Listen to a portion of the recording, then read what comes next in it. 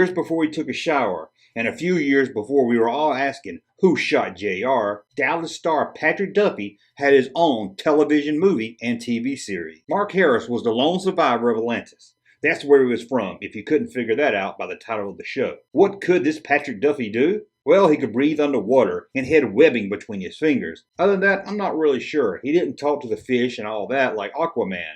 And to be honest, I don't know much about this show. Never saw it and just read a little bit about it, but it didn't mention any other superpowers. But to be 4 television movies and a series, I'm guessing he had to do more than breathe underwater and have webbed fingers. In 1977, the show's producer, along with Patrick Duffy, headed to Cincinnati. There, they met with Kenner, the toy company we all know and love thanks to Star Wars and many other toys. Why did they head to Kenner? Well, Kenner was basing a line of action figures based on the television movie and the upcoming series. At this time, there were already 4 successful television movies, Man from Atlantis. So NBC said, hey, let's make this into an ongoing series. And Kenner was excited about making toys for the television show and put production in high gear, aiming for a release of 1978. Sure, Kenner was at the top of the mountain for Star Wars action figures at this time, but they didn't want to just sell Star Wars toys. They wanted to make sure to branch out, and making action figures based on a hit television show seemed like the best thing to do.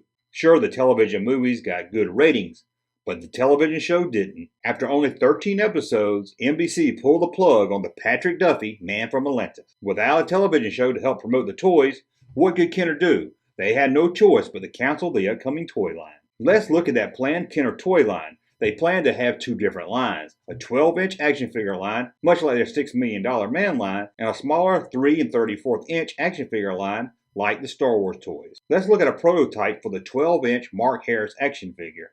As you can see here in his nice yellow shorts, it's a retooled Kenner $6 million Man action figure. As far as we know, this was the only action figure planned for this line, or at least in the early stages. The smaller line had a little bit more work done to it, but sadly, there's never been any photos of the Patrick Duffy figure. We only have a concept of one figure. Let's take a look at it. This is an action figure of Mr. Sherbert, the main villain of the show. If the face on this action figure looks familiar, well, that means you watched Batman back in the 60s, as he was famous for playing King Tut.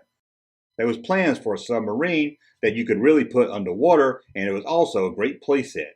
You can see here that it was made for the smaller figures in this Kenner work order. This would have been a very cool toy in the line for sure.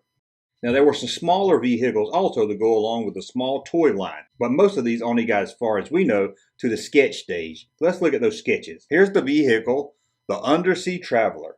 It sure would have been a lot of fun in the tub. And this sketch here shows some planned action figures that would have came with a playset. And one more sketch shows 2 different types of submarines. Now, Kenner was the type of company not to let things go to waste. So once the television show was canceled, what did Kenner do with their plans for the Man of Atlantis action figure line?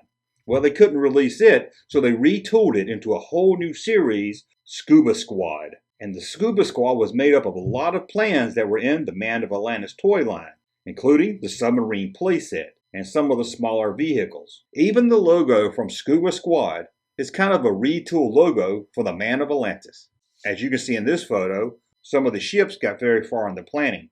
For some unknown reason, Kenner canceled this Scuba line, but it seems to be pretty far into production. Now, these photos will appear in Kenner catalogs and promotional material, but sadly, we never got this line either. So this is one of the few times I can think of where the action figure line was canceled twice. Anyway, that's a look at the unreleased Kenner Man from Atlantis action figure line.